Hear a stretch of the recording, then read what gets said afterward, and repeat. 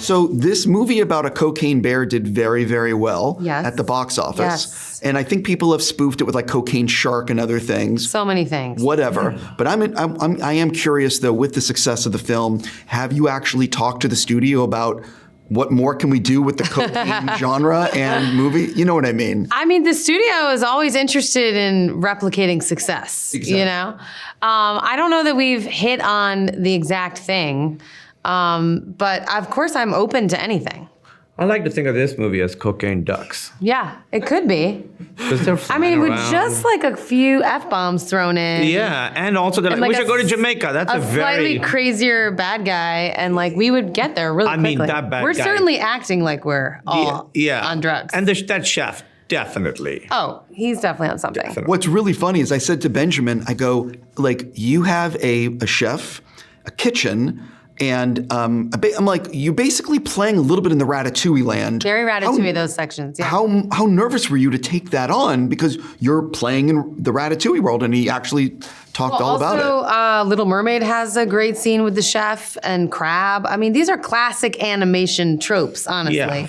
People love, we always worry, the greatest danger that the animals are in is that we are going to eat them. Come on, that's always the chicken run. Yeah. I mean, have you seen these? Yep. This is like, I thought that's the peril that they're all worried about. Do you remember when Chicken Run came out? Burger King had a tie-in where they had their chicken nuggets shaped like the airplane that the chickens are building to get out, which I thought was really taunting them. Like, we killed you and turned you into the shape that you used to try and escape. Love Burger King. Have it your way. Yeah. Sorry, I heard the ad in my head. So I want to ask a different question besides migration. A little curveball. You both have done really cool stuff in your career. What is the most nervous you've been the night before the first day of filming for whatever project it was, being like, oh my God, I can't believe I'm going to have to do this? I know what mine was. What was it? Well, it's interesting.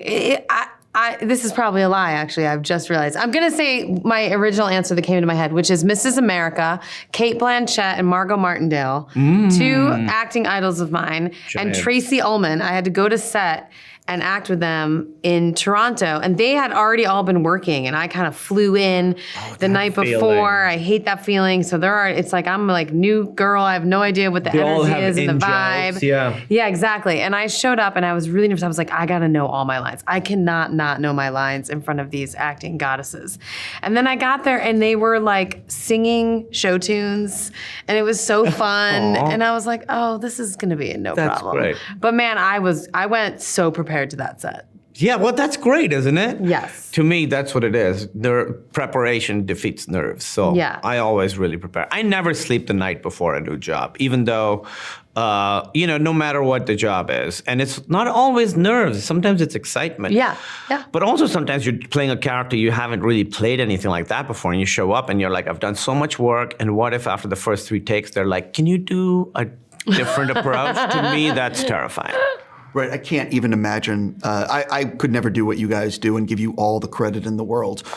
Jumping back into migration, I really enjoyed this movie. Like, I'm being very sincere with you. Like, it was a real surprise. I did not... You thought it was going to suck. No, I've seen a lot of whatever animated movies, and this is not one of those whatever movies. I will strongly endorse this one. Thank you. What are you guys really looking forward to audiences seeing? I think it's going to surprise people that it's deeper than, a lot of other animated movies. And it looks absolutely gorgeous. It's really funny, but the way it looks, I mean, it's one of the best looking movies I've ever seen. I also think it's surprisingly relatable as a family adventure movie. Like they're kind of the Griswolds in one sense, in that, everything's hilarity ensuing and, things are going wrong left and right. But the dynamic within the family is just, it's like very real. I think we did a good job of it's not overly saccharine or, too jokey. It's just like just the right balance. It's really it really feels like a real family. All 5 of us do. Well, the other thing I really liked about it is there were no like dumb jokes. Like all the jokes felt earned, and they were based on, you know what I mean? Like that's great. We did no cheap shots. So which cartoon do you think had a lot of dumb jokes? I don't want to pick out any movies, but I will say that Yikes. I'm not going to say. I can only get myself in trouble on camera. I'm realizing, oh, wait, there are cameras on me. Perhaps I should hold this one back. I will just move on to something else and talk about efforts. Do you enjoy recording efforts? Oh my God. Or do you like, get me the F out That's of the here? worst. I think at the end where they're like, just do a bunch of, when you go. Scream. Yeah, you have the sheet and at the end it just says effort. It's one word, but you know it's going to It's take an so hour. long. It's Yeah. so much work, different levels, Exhausting. screaming. Oh. Jumping, kicking, sighing. There's so many. Crying. Yeah, just do a scream. Okay, now do a short scream. Now do a really long scream. Okay, now do like split the difference. Also, now, like, no context. You know No what I mean? context. Like, we don't know where we're going to put it in the Yeah. movie. You're like, but where would this go? We're not sure. Yeah. We just want you to do it. yeah, is it a happy scream or a scared scream or Yeah. an angry scream? Yes, do them all. Last question for both of you. Individual. I'm a fan of when you're directing. Do you know if you're directing anything? I looked on IMDb and I saw some stuff, but I wasn't sure, so I'm just asking you. I don't know when I'm directing, when anyone will see my efforts again, but I promise I will direct again. Well, I hope. I mean, now You I'm will. saying it. Of course you I'm will. probably jinxing it. No. No. No. When the movie is successful, they let you Yeah. make another. Well, Yeah. I'm hoping that somebody lets me make Yes, another something. You've all your movies have been great. Individual question for you. You have done, and I said at the beginning, some really cool stuff in your career. What does it mean to be in the new Ghostbusters movie? It means the most to me because it truly was my first favorite movie. I don't just remember the first time I saw Ghostbusters. I remember the first time someone told me about Ghostbusters.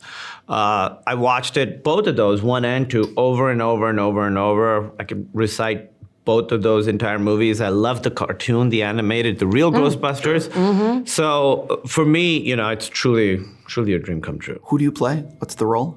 Can you say? I don't know what I can say. I can't say. I don't think I can say. I don't want to get you in trouble. I was like, I know. I mean, they're so strict about these things, so I don't know if I can say. I will leave it there and say we will talk once I've seen the film. Congratulations on this, and you guys have a fantastic day. Thank Nice you, talking too. to you, dude.